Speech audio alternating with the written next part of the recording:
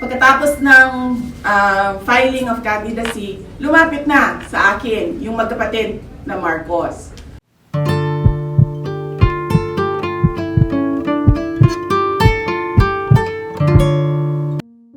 Are you in any way bothered by the alleged impeachment moves po sa House, ma'am?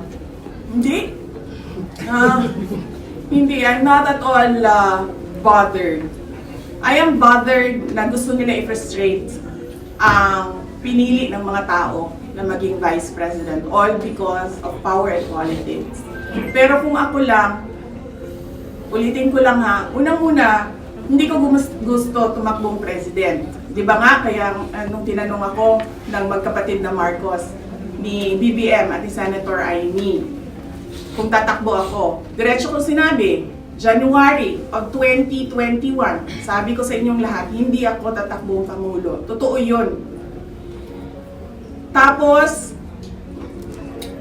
hindi ako tatakbong Vice President. Kasi hindi naman napag-usapan yon before the deadline of filing of candidacy. Hindi napag-usapan ang pagiging Vice Presidente. Kaya tumakbo akong mayor. Kasi ano bang pangarap ko sa buhay?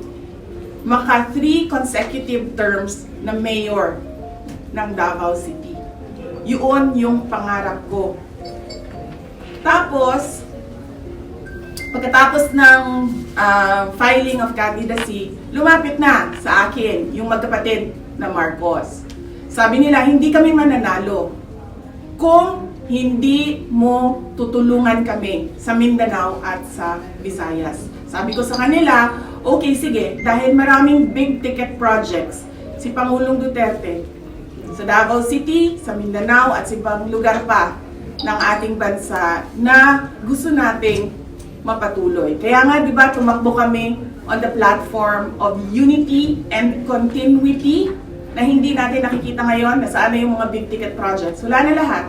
Unappropriated. So, pagpaalisin nila ako dito, or impeach nila ako, hindi kawalan sa akin ang posisyon na Vice President. In the first place, hindi ko naman gusto tumakbong Presidente. Hindi ko gusto tumakbong Vice President. Tumakbo lang ako dahil kailangan mapatuloy yung development projects sa Mindanao, sa Visayas, at sa Luzon. At naisip ko at the time, if I am Vice President, patututukan yung mga proyekto na yon na okay, wala na rin lahat ngayon dahil unappropriated na sila lahat. Do you regret that decision? Do you regret that? Do you regret the decision? Of course not. I do not regret running for Vice President. Kasi imagine niyo kung ako mayor ngayon at hinahabol-habol nila ako dahil alam nilang pwedeng tumakbo ito sa 2028. Diba? So yun mo, Tatakbo ka, Sorry, ma'am. running after. Diba? Are you running? Bakit ko nire-regret yan? Hahabulin nila ako. Alam nyo, kahit matanggal nila ako as Vice President, hahabulin nila ako until the day na maupo sila sa 2028. So ano ang plan mo?